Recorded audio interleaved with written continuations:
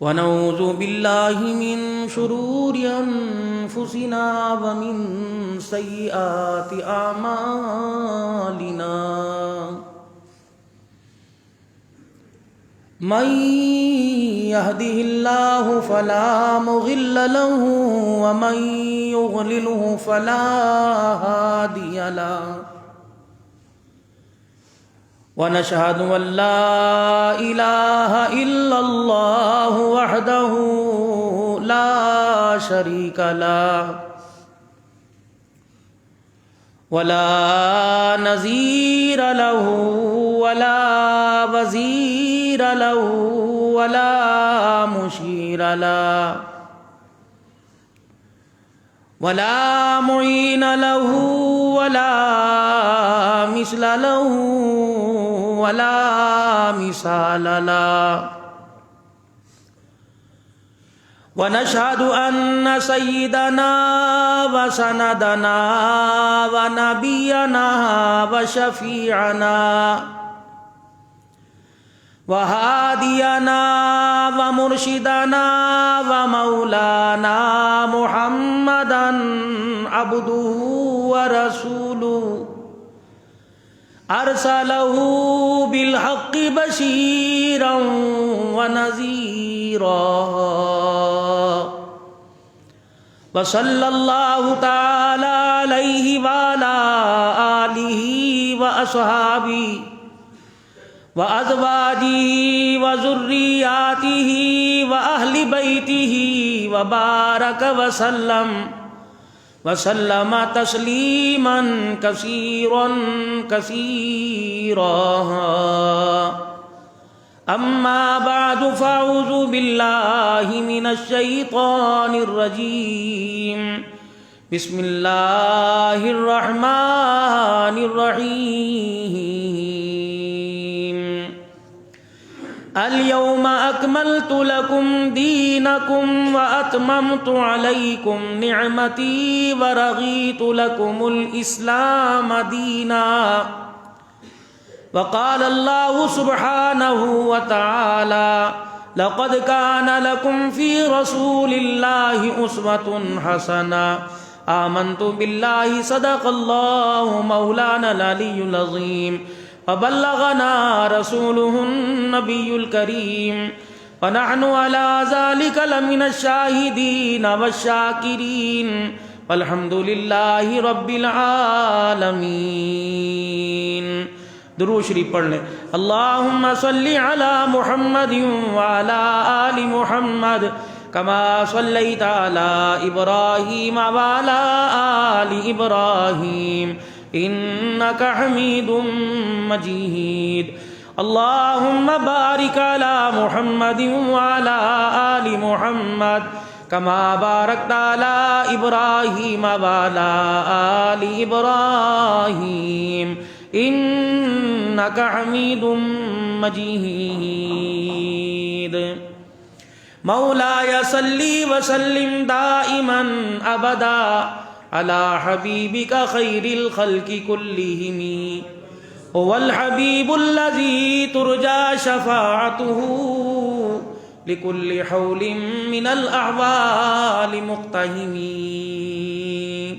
محمد کی آمد بشیرا نذیرا فصلوا علیہ کثیرا کثیرا.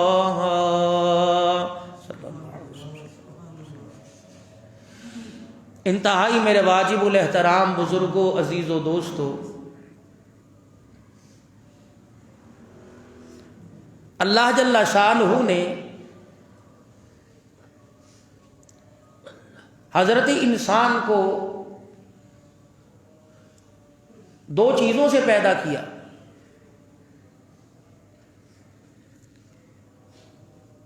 ایک انسان کو اللہ جل شانہ نے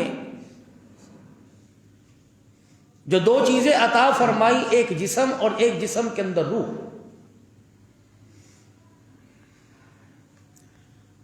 اور دونوں کا تعلق اللہ نے اتنا مضبوط جوڑ دیا کہ دونوں ایک دوسرے کے بغیر مکمل ہیں، نامکمل ہیں۔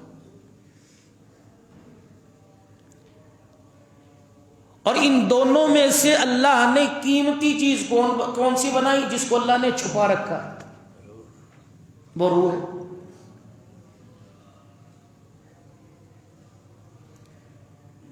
اور اللہ جل شانہ نے اس روح کو اعزاز بھی بڑا عطا فرمایا۔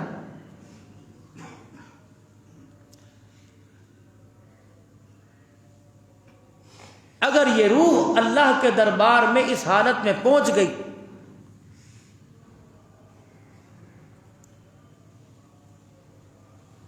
کہ انسان کو کامیابی والے اعمال،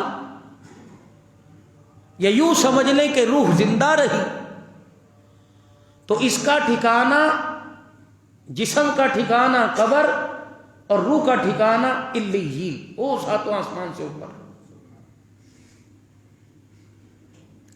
اور روح اگر مردار ہو گئی تو جسم کا ٹھکانہ قبر اور اس کا ٹھکانہ سجین، وہ زمین کے سب سے نیچے۔ جتنی قیمتی چیز ہوتی ہے اس کی اتنی ہی قدر ہوتی ہے، اور جزا و سزا کے معاملے میں اس چیز کے ساتھ ویسا ہی معاملہ کیا جاتا ہے۔ یار سارے ہی ہوتے ہیں، جو یار خاص ہوتا ہے اس کی انسان جو ہے بے مروتی،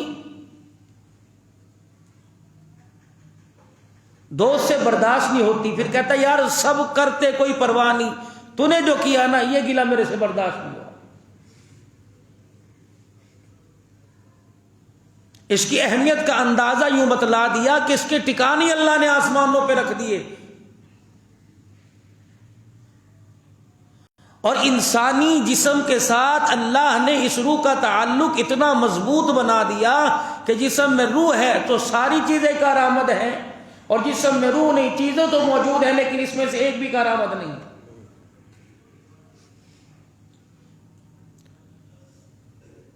تو جسم کو بچانے والی بھی اللہ نے چیزیں عطا فرمائی، اور روح کو بچانے والے بھی اللہ نے اعمال بتلائے،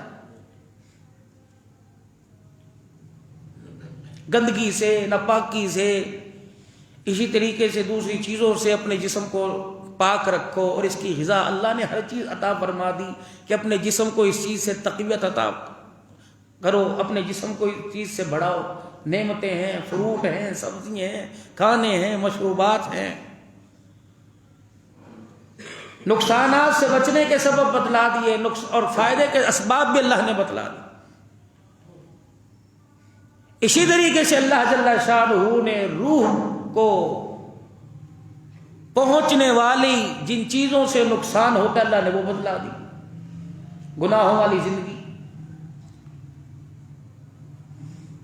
اللہ سے دوری، اس کے حبیب صلی اللہ علیہ وسلم کے طریقوں کی ناقدری۔ اور روح زندہ رہے گی کب تک؟ جب تک اپنے آپ کو ایسے ماحول میں رکھیں گے جیسے مچھلی کے لیے پانی ہوتا ہے، ایسا ماحول، اللہ کا ذکر، اللہ کا ڈر، اللہ کے اوامر کی فرما برداری، رحمت دو عالم صلی اللہ علیہ وسلم کے طریقوں پر زندگی گزارنا۔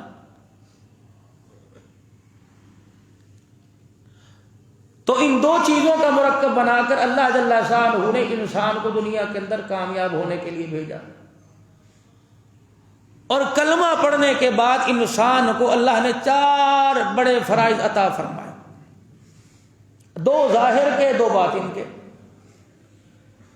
بنی الاسلام علی 5، شہادت ان لا الہ الا اللہ واشہد ان محمد رسول اللہ، یہ بنیاد ہے صلی اللہ علیہ وسلم۔ 4 اعمال انسان کو دیے کہ 2 کا تعلق اجتماعیت کے ساتھ ہے اور 2 کا تعلق انفرادیت کے ساتھ ہے۔ ان 4 اعمال میں سے پہلا عمل، پہلا رکن اللہ نے کلمے کے بعد نماز، اس کا تعلق اجتماعیت کے ساتھ ہے۔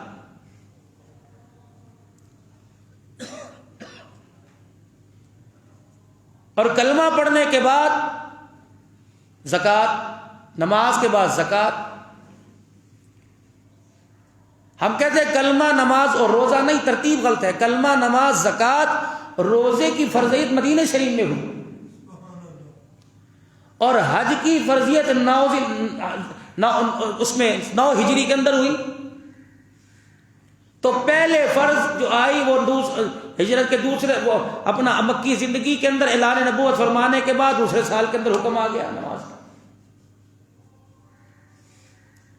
پھر جب جہاد کی باری آئی، نکالو تؤمنون باللہ ورسولہ وتجاہدون فی سبیل اللہ باموالکم وانفسکم، لاؤ اپنا مال لے کے آؤ. یہ نہیں کہ روزہ تھا نہیں، یہ نہیں کہ نماز نہیں تھی. آدم علیہ السلام کو فجر کی نماز، نوح علیہ السلام کو ظہر کی نماز، یونس علیہ السلام کو عصر کی نماز، عیسیٰ علیہ السلام کو مغرب کی غالباً نماز، موسیٰ علیہ السلام کو عشاء کی نماز، ساری چیزوں کا مرکب بنا کر جناب محمد مصطفیٰ کو 5 نمازیں عطا فرما دی.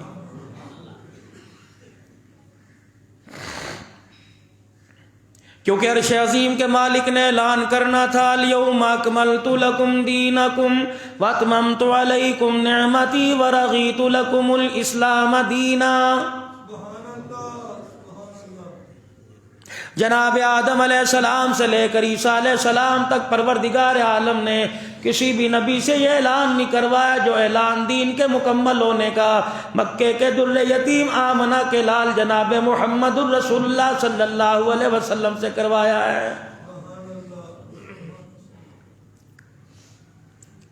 دو اعمال کا تعلق، 2 ارکان کا تعلق اجتماعیت کے ساتھ جوڑ دیا اور 2 کا تعلق انفرادیت کے ساتھ جوڑ دیا. فرمایا روزہ انسان رکھتا ہے، بیوی کو پتہ نہیں لگتا، بچے کو پتہ نہیں لگتا، دکانداروں کو پتہ نہیں لگتا، گاہکوں کو پتہ نہیں لگتا، امیروں کو پتہ نہیں لگتا، غریبوں کو پتہ نہیں لگتا، یار دوستوں کو پتہ نہیں لگتا، ماں باپ کو پتہ نہیں لگتا.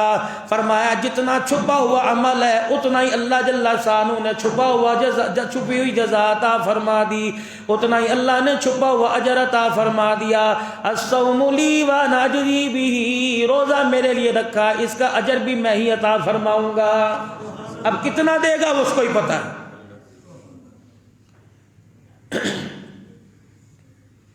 نماز کے ثواب کا بتلا دیا، زکوٰۃ کے ثواب کا بتلا دیا، حج کے ثواب کا بتلا دیا، زکوٰۃ کے ثواب کا بتلا دیا، صدقے خیرات کے ثواب کا بتلا دیا. لیکن رمضان المبارک کے روزے کا ثواب اللہ نے چھپا کے رکھا کہ انسان کے اندر کا عمل ہے. 2 آدمی بیٹھے ہوں، دوسرے کو پتہ ہی نہیں ہوتا روزہ ہے کہ نہیں، اور میرا حبیب اعلان فرما دے جس طرح چھپا ہوا عمل ہے اجر بھی اتنا دوں گا، قیامت کے دن سارے اجروں پہ یہ بھاری ہو جائے گا.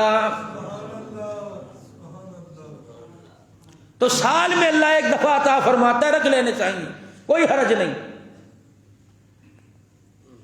تو 2 اعمال کا تعلق اجتماعیت کے ساتھ، 2 کا انفرادیت کے ساتھ.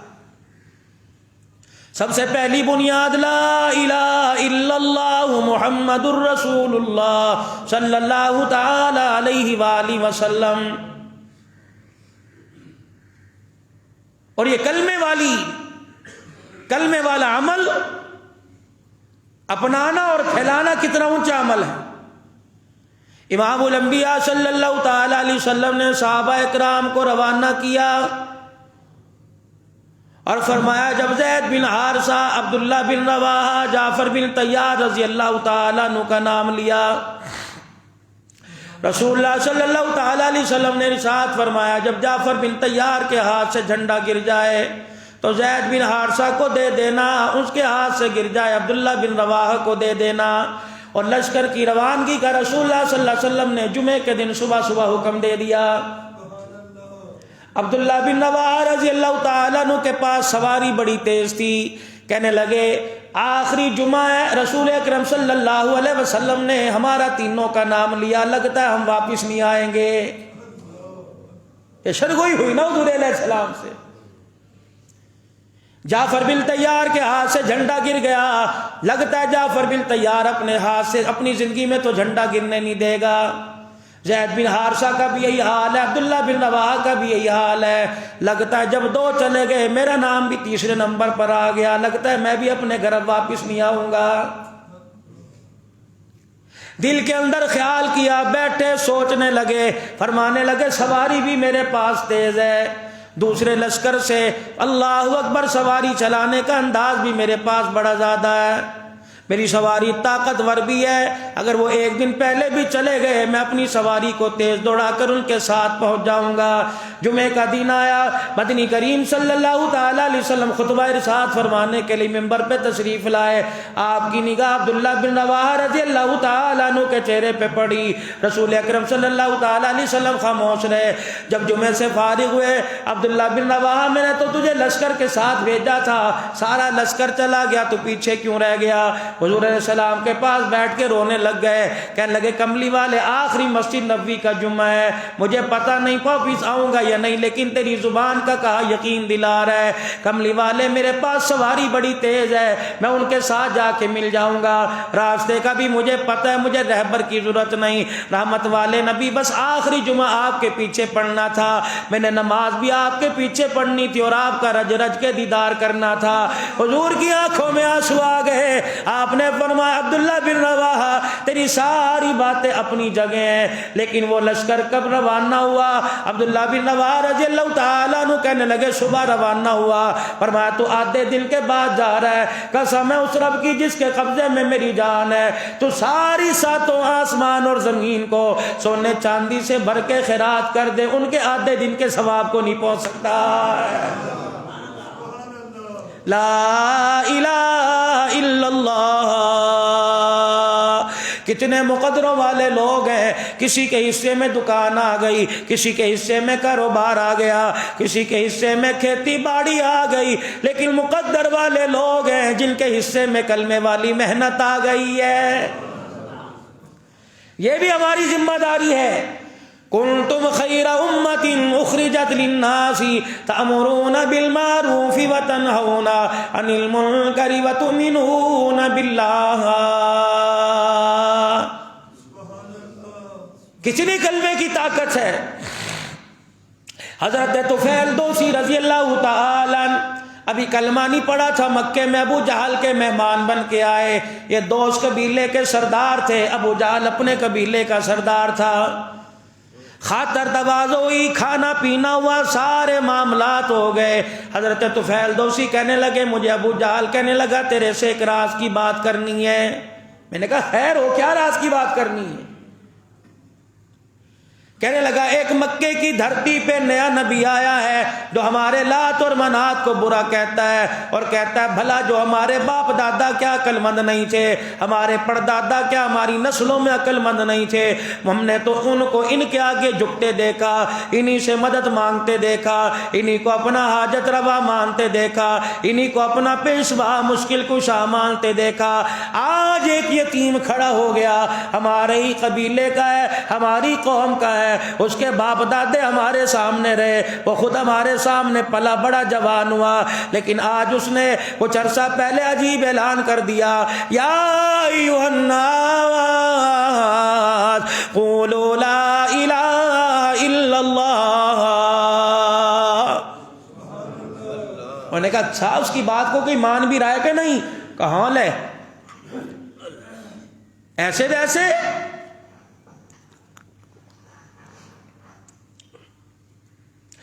اس کی بات کو ایسے ماننا، پھر انہوں نے ہماری بات کو ماننا چھوڑ دیا۔ انہوں نے کہا کیا ہوا؟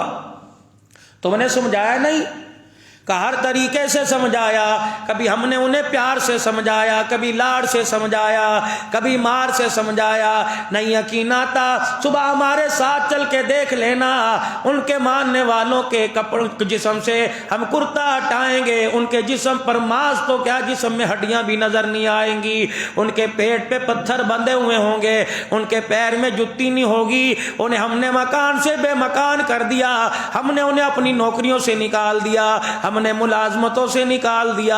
اللہ اکبر کا پھر وہ کیا کرتے ہیں کہ بس اس کا چہرہ دیکھتے رہتے ہیں، اللہ اکبر ہماری مار کھاتے رہتے ہیں اور اپنی زبان سے لا الہ الا اللہ کا نعرہ لگاتے رہتے ہیں۔ انہوں نے کہا ہیں تمہارے ہی یہ؟ کہا ہاں، کہ کتنا پیار کرتے ہیں، کہنے لگے اس بات کا تو اندازہ صبح تجھے بتائیں گے، ماں کو سامنے کھڑا کر دیں گے، باپ کو سامنے کھڑا کر دیں گے، بیوی بچوں کو سامنے کھڑا کر دیں گے، اور درمیان میں اس کے ماننے والے کو کھڑا کر دیں گے، اور سامنے اسے کھڑا کر دیں گے جس کے قدموں پہ فدا ہو رہا ہے۔ فیصلہ تو کرنا، اللہ اکبر ماننے والے سے کہہ دینا ماں باپ چاہتا ہے یا آمنہ کا لال چاہتا ہے، چھلانگ مار کے آمنہ کے لال کے قدموں میں بیٹھ جائے گا اور کہے گا ماں قربان، باپ قربان، اولاد قربان، بہن بھائی قربان، میں ہر چیز کو چھوڑ سکتا ہوں، محمد کے قدموں کو نہیں چھوڑ سکتا ہوں۔ اچھا، انہوں نے کہا ہو، اس کا مطلب ہے جو اس کا کلمہ پڑھ لیتا ہے اس کو زمین الاٹ کر دیتا ہوگا، اراضی دے دیتا ہوگا، اسے پیسے میں تول دیتا ہوگا، لگتا ہے اسے کسی قبیلے کی سرداری دیتا ہوگا۔ کہنے لگا صبح چلنا، یہ بھی تیری غلط فہمی دور کر دیں گے۔ کہاں لے کے جائے گا؟ کہ صبح لے کے جاؤں گا، اس کے در کی چوکٹ پر ایک شخص پڑا ہوگا جس کا نام ابو ہریرہ رضی اللہ تعالی عنہ ہوگا۔ کہ اچھا کون ہے؟ کہ اللہ اکبر، جا کے اسے ہاتھ لگانا، اس کی نبض بھی آہستہ آہستہ چل رہی ہوگی، اللہ غنی، اس کے سینے کے اندر ہاتھ لگانا، اللہ اکبر، دل دھڑک دھڑک کے کہہ رہا ہوگا محمد الرسول اللہ۔ انہوں نے کہا اچھا یہ جوان لڑکوں کو قابو کرتا ہے؟ انہوں نے کہا لڑکوں کی تو بات ہی چھوڑ دے، لڑکے تو دور کی بات ہے، تجھے 70 سال کی بڑھیا دکھاؤں گا جسے صبح مکے کے چوک میں ابو جہل مار رہا ہوگا، درے مار رہے ہوں گے، اللہ اکبر، اپنے ماریں گے، لاٹھیوں سے ماریں گے، رسیاں باندھ باندھ کے بوڑھی عورت کو کھینچیں گے، اللہ اکبر، وہ بوڑھی عورت مار بھی کھاتی جائے گی، اپنی زبان سے للکارتی جائے گی، کن کو؟ مکے کے سرداروں کو، اور کہے گی او لوگو، مارنا آسان ہے، سینے سے عشق رسول نکالنا آسان کوئی نہیں۔ اچھا، کون کے مرد منع نہیں کرتے؟ وہ بھی تجھے دکھائیں گے، اللہ اکبر۔ ایک جوان دروازے پر آیا، سمیہ کا کیا ہوا؟ کہ جلدی چل، تیرے شوہر کو مکے کے چوک میں ابو جہل اینڈ پارٹی نے پکڑ لیا، وہ پارٹی بڑی مار رہی ہے، مار مار کے لہولہان کر دیا، مار مار کے ادموا کر دیا۔ سیدہ سمیہ اپنے چھوٹے ننھے عبداللہ کو گودی میں لے کر اللہ اکبر مکے کے چوک میں گئی، چہرہ لہولہان ہے، ہونٹوں سے خون آ رہا ہے، چہرے سے خون آ رہا ہے، رخسار مبارک سے خون آ رہا ہے، پیروں سے خون آ رہا ہے، ہاتھوں سے خون آ رہا ہے، جسم کا انگ انگ زخمی ہے۔ اپنی بیوی کو دیکھ کے رونے لگے، کہنے لگے اگر تو مجھے میرے ایمان میں کمزور کرنے آئی ہے تو واپس چلا جا، واپس چلی جا، اگر تو مجھے اس حالت میں مبارکباد دینے آئی ہے تو تیرا آنا مبارک ہو۔ بیوی آئی، سیدہ سمیہ رضی اللہ تعالی عنہ آ گئی اور آ کے اپنے شوہر کے کان میں کچھ کہہ دیا، اللہ اکبر۔ سیدہ سمیہ کا کہنا تھا اللہ اکبر، گھر والا اور بیٹا یاسر اور عمار رضی اللہ تعالیٰ عنہ زور زور سے احد احد کا نعرہ بلند کرنے لگے۔ ابو جہل کہنے لگا بی بی کیا کہہ کے چلی گئی؟ کہنے لگی یہ مرد عورت کا راز کا معاملہ ہے، اللہ غنی۔ پھر میرا رحمت والے نبی صلی اللہ تعالیٰ علیہ وسلم کی دیوانی اپنے بچے کو گود میں لے کے جا رہی ہے۔ ابو جہل کہنے لگا بتا تو صحیح تو نے کیا کہہ دیا؟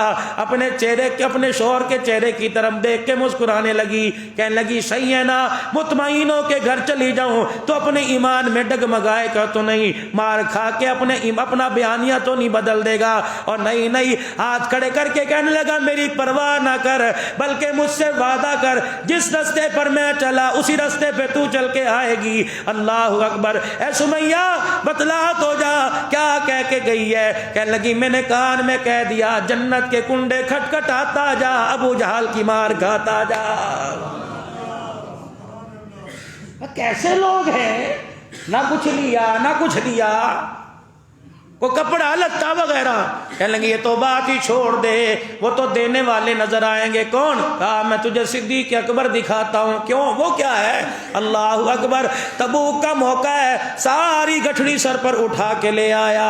رحمت دو عالم نے اتنی سی گٹھڑی دیکھی، صحابہ کے دل کے اندر بات آ گئی، آج ابو بکر پیچھے رہ جائے گا، عمر آگے نکل جائے گا، آج ابو بکر پیچھے رہ جائیں گے، عثمان غنی مال دینے میں آگے نکل جائیں گے۔ رحمت والے نبی نے نے صحابہ اکرام کے چہرے کی طرف دیکھا، یا اللہ آج میرا ابو بکر اتنا سامان لے کے آیا، عمر اتنا بڑا گٹھر لے کے آیا، یا اللہ میں آج کیا پوچھوں؟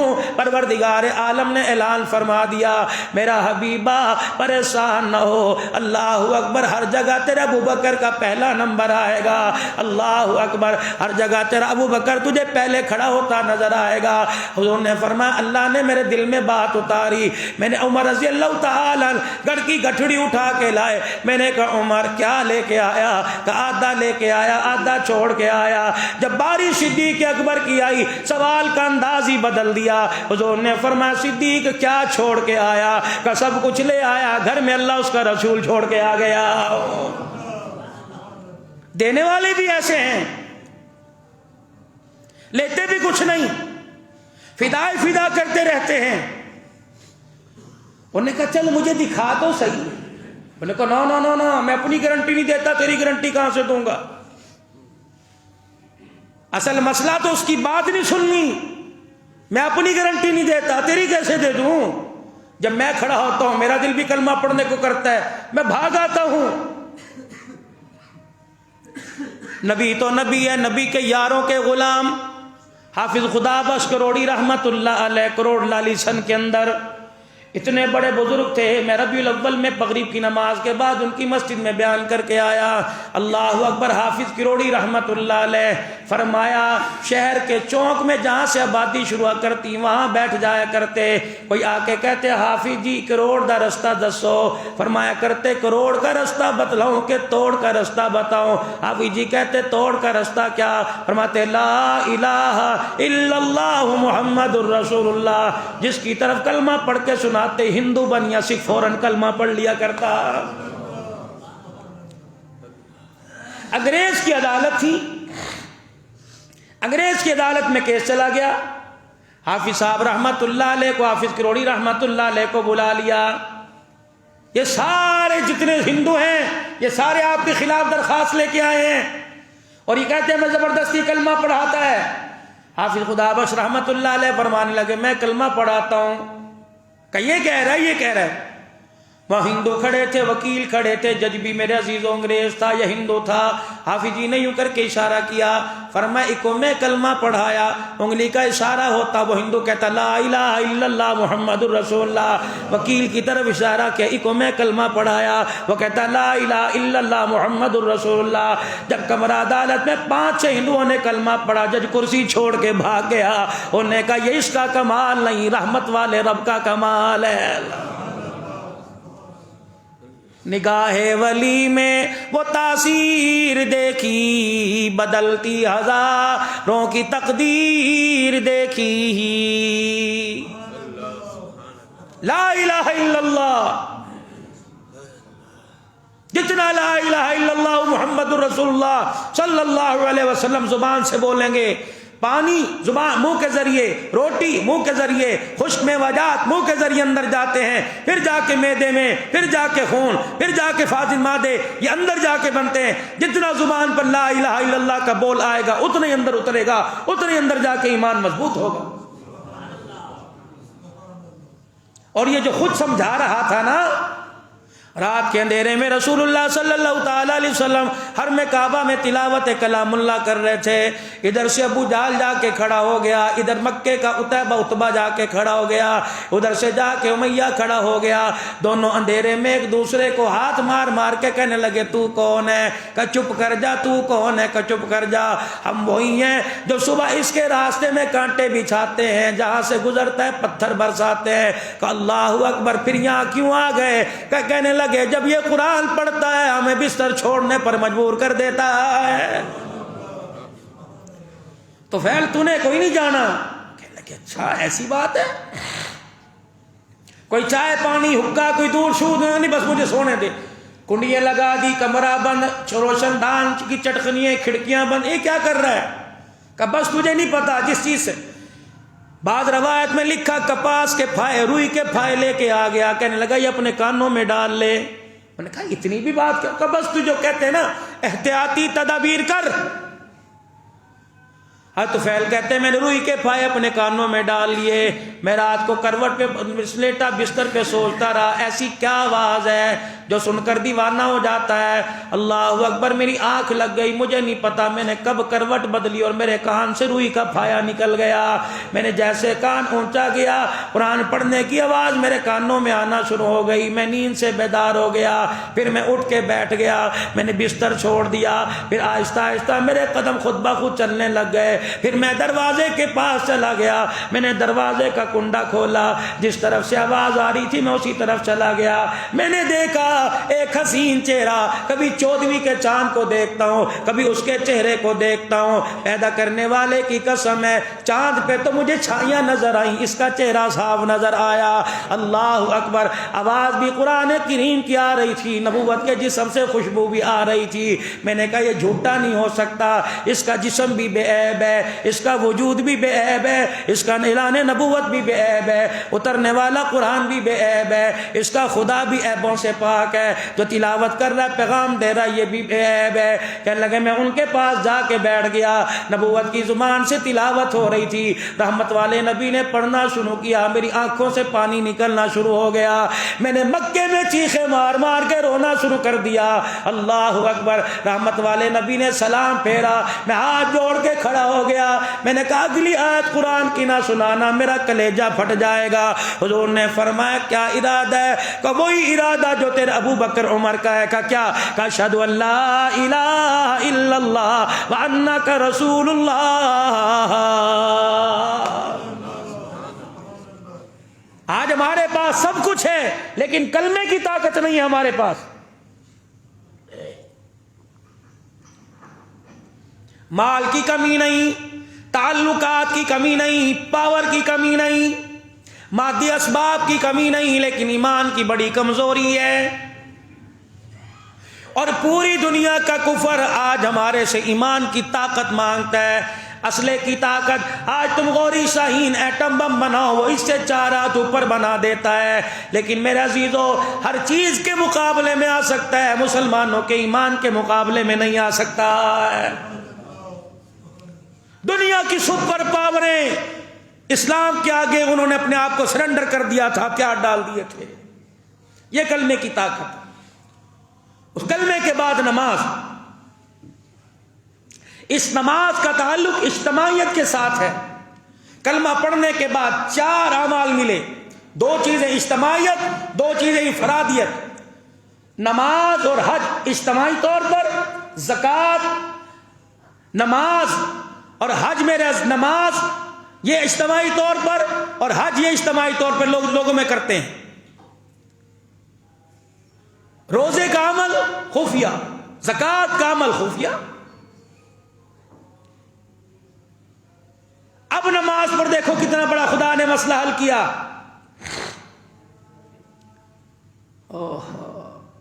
اور یہ آیت کب نازل ہوئی؟ رسول اللہ صلی اللہ علیہ وسلم کے دنیا سے جانے سے 90 دن پہلے آیت نازل ہوئی ہے۔ الیوم اکملت لکم دینکم واتممت علیکم نعمتی ورضیت لکم الاسلام دینا۔ 4 کمائش میں الیوم اکملت لکم واتممت علیکم، الیوم اکملت لکم دینکم واتممت علیکم نعمتی ورضیت لکم الاسلام دینا۔ 4 کمائے آج تمہارے پر۔ اس وقت کون تھے؟ حضور کے سامنے کون تھے اس وقت؟ بلند آواز، ڈرو نہیں، کون تھے حضور کے سامنے؟ بلند آواز سے کون تھے؟ اور بلند آواز سے۔ الیوم اکملت لکم ابو بکر واتممت علیکم نعمتی عمر۔ الیوم اکملت لکم دینکم ابو بکر عمر واتممت علیکم نعمتی عثمان ورضیت لکم الاسلام دینا. پھر آپ نے نبوت اور اللہ نے صداقت کی مہر لگائی، نبوت نے اپنی زبان سے صداقت کی اس پر مہر لگائی. علیکم بسنتی وسنتی خلفاء الراشدین المہدیین. اور لوگوں ان چار کے ذمے اپنے سینے کا سارا فیض دے کے جا رہا ہوں. ان چاروں نے ساری امت پہ تقسیم کرنا ہے. میرے بعد یہ چار جو کام کریں گے سمجھنا محمد الرسول اللہ ہی کر رہا ہے. مسئلہ ہی حل. اچھا، رسول اللہ صلی اللہ تعالی علیہ وسلم نے آخری وقت میں کیا مانگا؟ قلم دبا دو.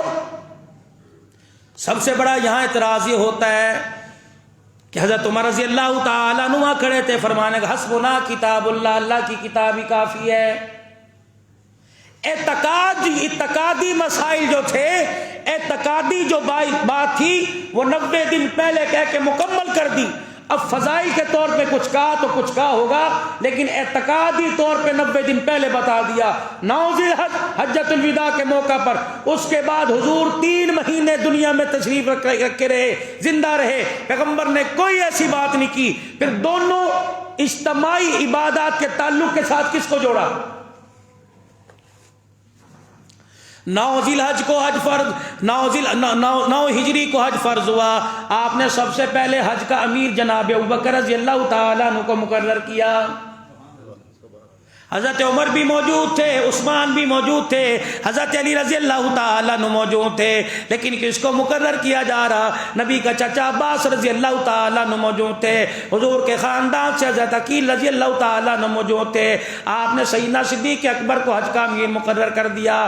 فرمایا اللہ نے امت کو میرے حوالے کر دیا، اور 9 ہجری کو حج کے موقع پر میں نے امت کو صدیق تیرے حوالے کر دیا. خلیفہ بلا فصل ابو بکر رضی اللہ عنہ. یہ رولا بات کا ہے. پھر پیچھے سے جو پھر احکامات آئے، حضرت علی قافلے کے حج کا چلے گئے، حضرت صدیق اکبر. پیچھے سے جو احکامات اللہ کی طرف سے جبرائیل علیہ السلام آئے، لے کے آئے، آپ نے حضرت علی کو کہا، فرمایا جلدی چلا جا. اللہ کا نبی یوں بھی تو کہہ سکتا تھا نا، اور صدیق اکبر یوں بھی کہہ سکتے تھے کہ دیکھو جی ابھی علی مدینے سے آئے ہیں، یہ باقی باتیں آپ سے آ کے کریں گے کہ اللہ کے نبی نے کیا حکم فرمایا. میرے نبی نے اس سراغ کو بھی بند کر دیا، یہ سراغ بھی بند کر دیا. دیکھو جیسے قاری عتیق صاحب اس مسجد کے بارے میں بتلا رہے ہیں، یہ ہے، یہ چیز بنے گی، یہ چیز بنے گی، یہ پھر باقی آگے جو اجتماعیت کی باری آئی، چندے کی اپیل کرنی. اب حنان صاحب آپ سے بات کریں گے تو پھر میں کیا یہ بات نہیں کر سکتے؟ کیا یہ آپ سے زیادہ واقف نہیں ہیں؟ آپ کی قبیلداری، آپ کی رشتہ داری، آپ کی تعلق داری، آپ کی برادری، آپ کے رہنا سہنا میرے سے زیادہ ان کا یہاں پہ ہے. لیکن میری بات سے کہلوایا کہ اللہ اکبر، کہ تیری زبان سے یہ بات جچے گی. اللہ نے اس بات کی تیرے اندر صلاحیت کو رکھ دیا ہے. ہمارے سے مرتبے اعتبار میں ہر معاملے میں بڑے ہیں. اب حضرت علی خاندان کے ہیں، توجہ کرنا، بڑا مسئلہ حل کر رہا ہوں. حضرت علی خاندان کے ہیں. آپ نے یوں نہیں فرمایا علی یہ احکامات صدیق کے جانے کے بعد آئے. آپ نے فرمایا یوں نہیں کہا علی جلدی چل، سواری تیز لے جا، میری اونٹنی لے جا، میری گھوڑی لے جا، میرا گھوڑا لے جا، میرے خچر پہ چلا جا، اور جا صدیق جا خطاب کر رہا ہوگا، جا خطبہ حج دے رہا ہوگا، وہاں جا کے کہنا صدیق ذرا آپ ٹھہر جائیو، میرا آپ تعارف کراؤ، یہ نبی کا داماد آیا، نبی کے چاچے کا بیٹا آیا، نبی کے خاندان والا آیا، باقی باتیں آپ سے علی کرے گا. فرمایا علی ایسا کام کوئی نہ کرنا جو میں تجھے بتلا رہا ہوں، جا کے سارا صدیق کو بتلانا، صدیق پھر امت کو بتلائے گا. اتنی سی رکھی برابر، کئی گنجائش رکھی صدیق کی خلافت میں کوئی دراڑے ڈالے. دوسری اجتماعیت کا تعلق، عبادت کا تعلق نماز سے ہے.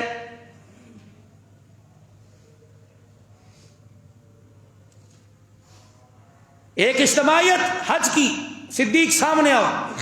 ایک اجتماعیت کا تعلق نماز.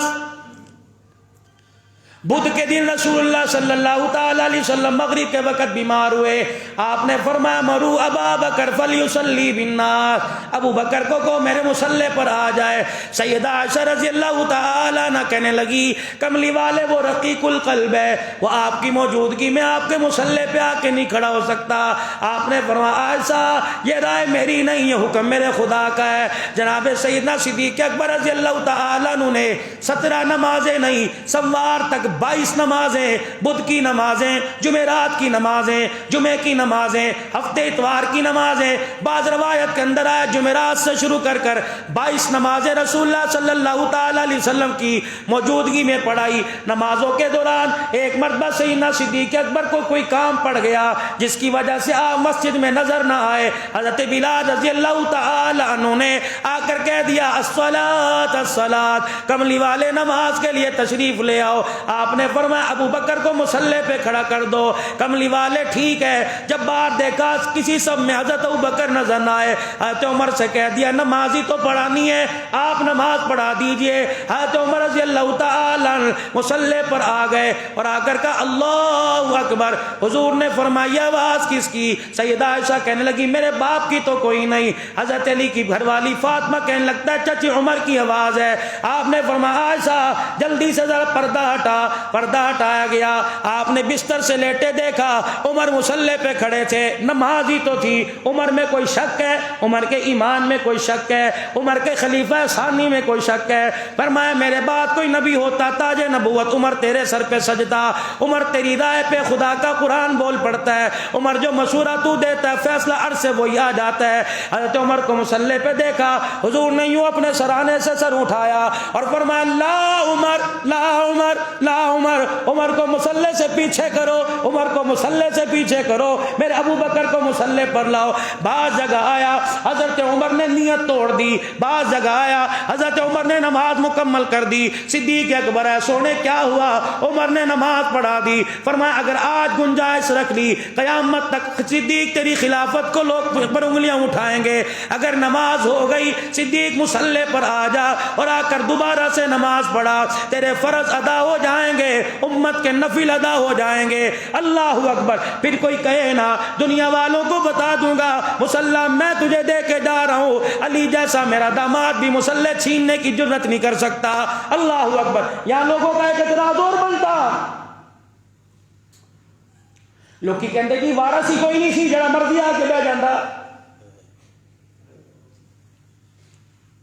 یار انہیں یہ کام کر دیتا ہے، اس نے یہ کام کر دیا، اور یار تنی کوئی نہیں سی، کوئی وارث ہی نہیں تھا.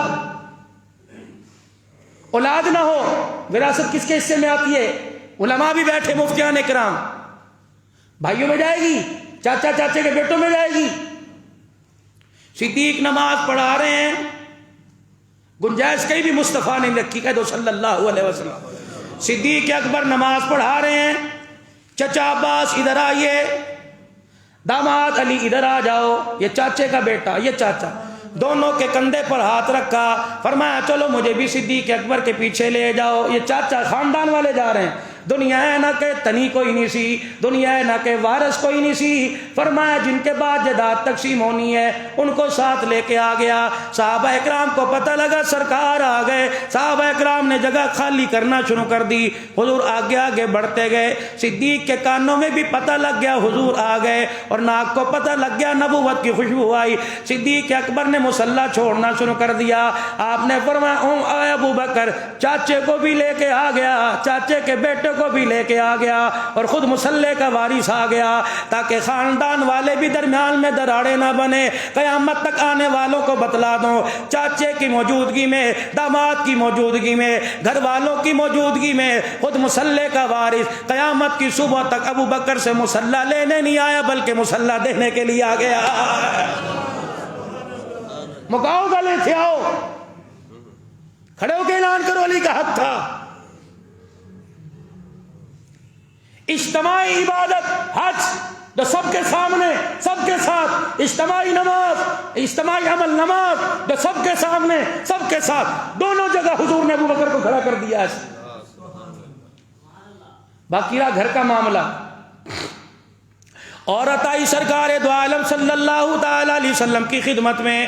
آ کے عرض کرنے لگی کملی والے کا جی کملی والے مجھے یہ مسئلہ دریافت کرنا ہے. حضور علیہ السلام نے فرمایا بول. اس نے مسئلہ پوچھا, رحمت والے نبی نے بتلا دیا. اللہ کے نبی آپ کا شکریہ. جب اٹھ کے جانے لگی دروازے کی طرف پلٹ کے یوں کر کے حضور کی طرف منہ کر کے دیکھا. کملی والے ایک بات بتاؤ, اگر آپ تو مسئلہ پوچھا آپ نے بتلا دیا, آپ اگر اللہ نہ کرے دنیا سے چلے گئے, ہمیں کوئی مسئلہ درپیش آیا, کملی والے بتاؤ کہاں جائیں گے, کس سے پوچھیں؟ فاطمہ بھی تو عالمہ تھی, حضرت علی بھی تو عالم تھے, جو صحابہ کے معاملات میں صحابہ کو مسائل درپیش ہوا کرتے, علی مسئلے حل کیا کرتے. انسان کو اولاد عزیز ہوتی ہے نا. کملی والے اگر آپ کے جانے کے بعد مسئلہ درپیش ہو جائے تو کہاں جائیں؟ حضور نے یوں مڑ کے دیکھا, سیدہ عائشہ سر جھکا کے بیٹھی ہیں. آپ نے فرمایا عائشہ. سیدہ عائشہ نے حضور کے چہرے کی طرف دیکھا, رحمت والے نبی نے مسکرا کے دکھایا, فرمایا میری موجودگی میں میرے سے مسئلہ پوچھنا, جب میں دنیا سے چلا جاؤں تو عائشہ بیٹھی ہے, اس سے مسئلہ پوچھ لینا. میری عائشہ وہی بتائے گی جو محمد عائشہ کو بتا کے جا رہا ہے.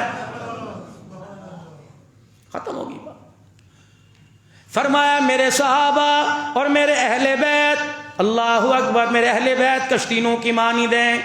صحابہ اور اہل بیت کشتینوں کی مانی دیں. کشتی اور ستاروں کا جوڑ بتلا دیا. پہلے زمانے میں میرے عزیزوں گھڑیاں نہیں ہوا کرتی, انسان میرے عزیزوں دھوپ کو دیکھ کر وقت کا اندازہ لگایا کرتے, شام کو ستاروں کو دیکھ کر اندازہ لگایا کرتے. فرمایا میرے اہل بیت کشتینوں کی مانی دیں, میرے صحابہ آسمان کے ستاروں کی مانی دیں. فرمایا جیسے ستاروں کو دیکھ کر راستہ ہموار کر سکتے ہو, ستاروں کو دیکھ کر وقت کا اندازہ لگا سکتے ہو, فرمایا کشتی تب چلے گی جب ستارے نور والے ہوں گے.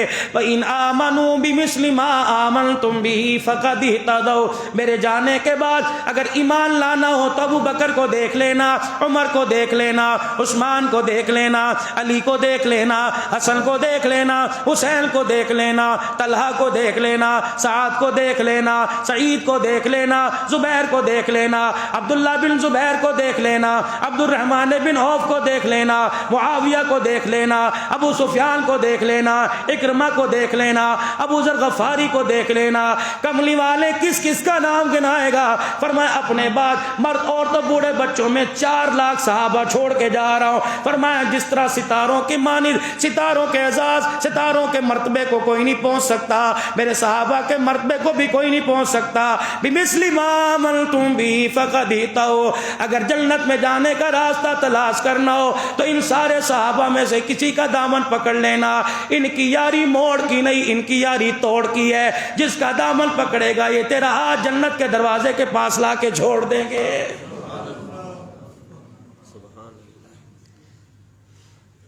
قرآن نے پہلے پارے میں اعلان کر دیا, پہلے پارے کا دوسرا رکوع, وَإِذَا قِيلَ لَهُمْ آمِنُوا كَمَا آمَنَ النَّاسُ. ایسا ایمان لاؤ جیسے یہ لوگ لے کے آئے. کون؟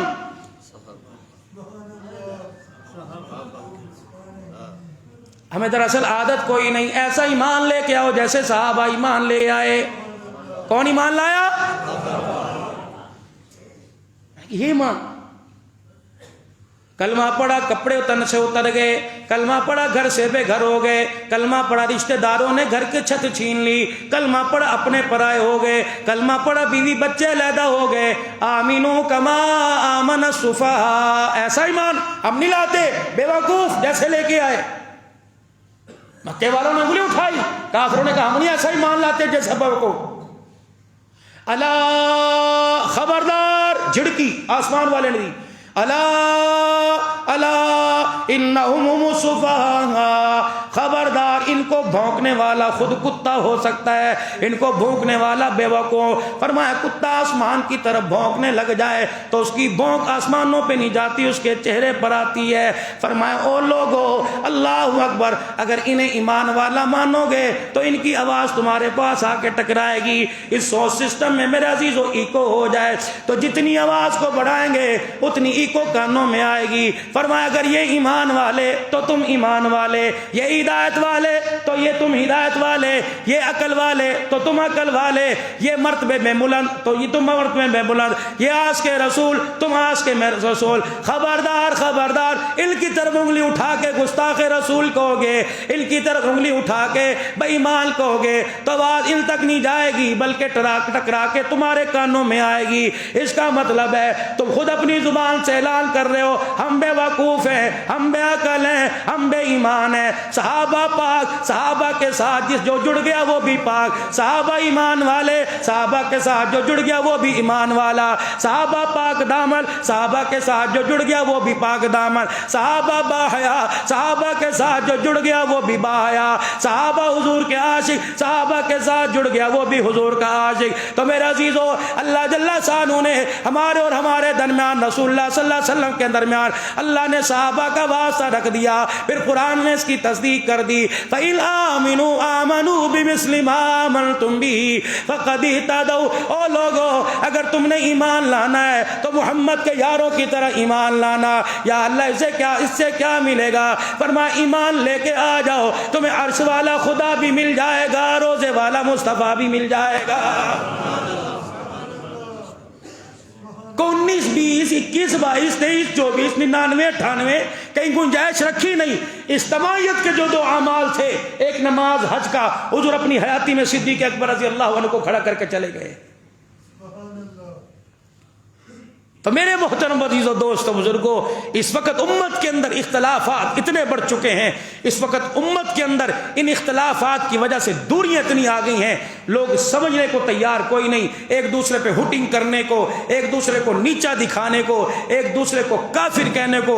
فیس بک بھری پڑی ہے، یوٹیوب بھرا پڑا ہے۔ اسی طریقے سے آپ پیغامات دیکھ لیں، ممبروں پر بیٹھنے والوں نے احساس کوئی کرنا چھوڑ دیا، چوکوں چوراہوں کے اندر بیانات کرنے والوں نے احساس کرنا چھوڑ دیا۔